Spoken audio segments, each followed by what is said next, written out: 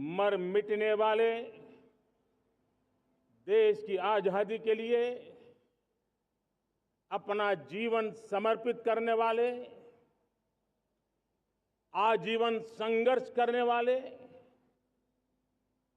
फांसी के तख्त पर चढ़कर के भारत मां की जय के नारे लगाने वाले, अनगिनत आजादी के दीवानों को नमन करने का ये पर्व है। उनका पुण्य स्मरण करने का पर्व है।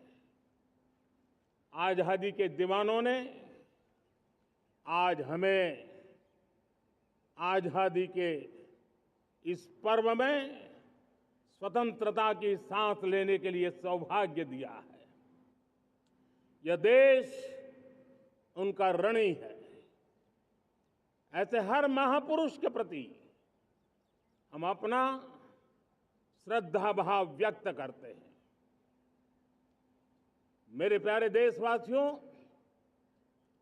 आज जो महानुभाव राष्ट्र रक्षा के लिए और राष्ट्र निर्माण के लिए पूरी लगन से, पूरी प्रतिबद्धता के साथ देश की रक्षा भी कर रहे हैं, देश को नई ऊंचाई पर ले जाने का प्रयास भी कर रहे हैं। चाहे वो हमारा किसान हो, हमारा जवान हो, हमारे नौजवानों का हौसला हो, हमारी माताओं बहनों का योगदान हो, दलित हो, पीड़ित हो, शोषित हो, वंचित हो, अभावों के बीच भी स्वतंत्रता के प्रति उसकी निष्ठा, लोकतंत्र के प्रति उसकी श्रद्धा, ये पूरे विश्व के लिए एक प्रेरक घटना है। मैं आज ऐसे सभी को आदरपूर्वक नमन करता हूं। प्यारे देशवासियों, इस वर्ष और पिछले कुछ वर्षों से प्राकृतिक आपदा के कारण हम सबकी चिंता बढ़ती चली जा रही है। प्राकृतिक आपदा में अनेक लोगों ने अपने परिवारजन खोए हैं,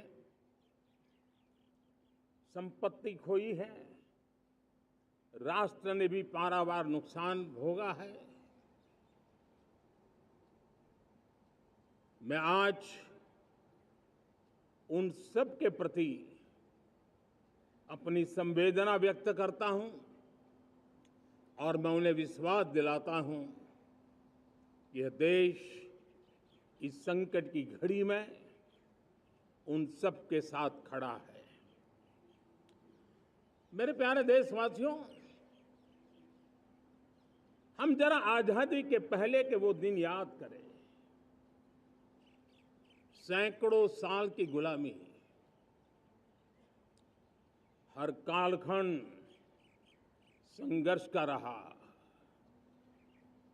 युवा हो, बुजुर्ग हो, किसान हो, महिला हो, आदिवासी हो, उन्होंने गुलामी के खिलाफ जंग लड़ते रहे, अविरत जंग लड़ते रहे।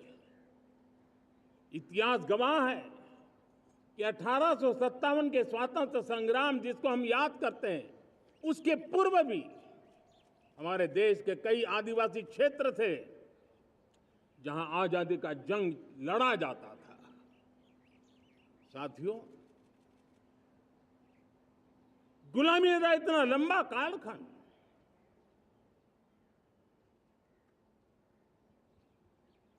जुल्मी शासक, अपरंपार यातनाएं, सामान्य से सामान्य मानवीयों का विश्वास तोड़ने की हर तरकीब है। उसके बावजूद भी उस समय की जनसंख्या के हिसाब से करीब 40 करोड़ देशवासी आजादी के पूर्व 40 करोड़ देशवासियों ने वो जज्बा दिखाया, वो सामर्थ्य दिखाया, वो एक सपना लेकर के चले, एक संकल्प लेकर के चलते रहे, जूझते रहे। एक ही स्वर था, वंदे मातरम। एक ही सपना था, भारत की आजादी का। 40 करोड़ देशवासियों ने, और हमें गर्व है कि हमारी रगों में उन्हीं का खून है। वो हमारे पूर्वज थे। सिर्फ 40 करोड़ लोगों ने दुनिया की महासत्ता को उखाड़ करके फेंक दिया था, गुलामी की जंजीरों को तोड़ दिया था। अगर हमारे पूर्वज, जिनका खून हमारी रगों में है, आज हम तो 140 करोड़ है। अगर 40 करोड़ गुलामी की बेड़ियों को तोड़ सकते हैं,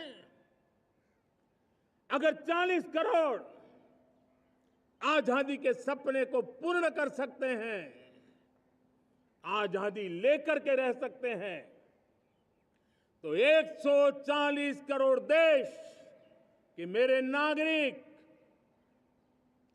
140 करोड़ मेरे परिवारजन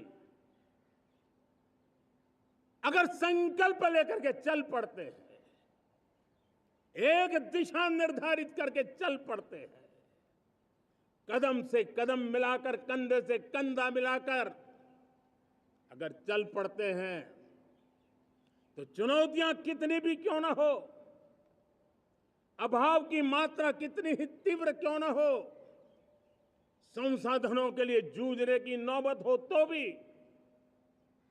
हर चुनौती को पार करते हुए हम समृद्ध भारत बना सकते हैं। हम 2047 विकसित भारत का लक्ष्य प्राप्त कर सकते हैं। अगर 40 करोड़ देशवासी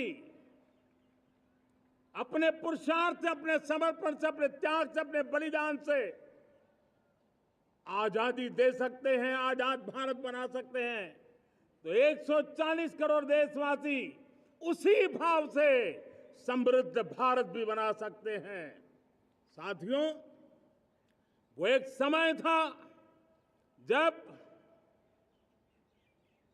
लोग देश के लिए मरने के लिए प्रतिबद्ध थे और आजादी मिली थी।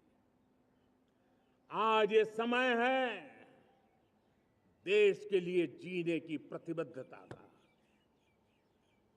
अगर देश के लिए मरने की प्रतिबद्धता आजादी दिला सकती है, तो देश के लिए जीने की प्रतिबद्धता समृद्ध भारत भी बना सकती है।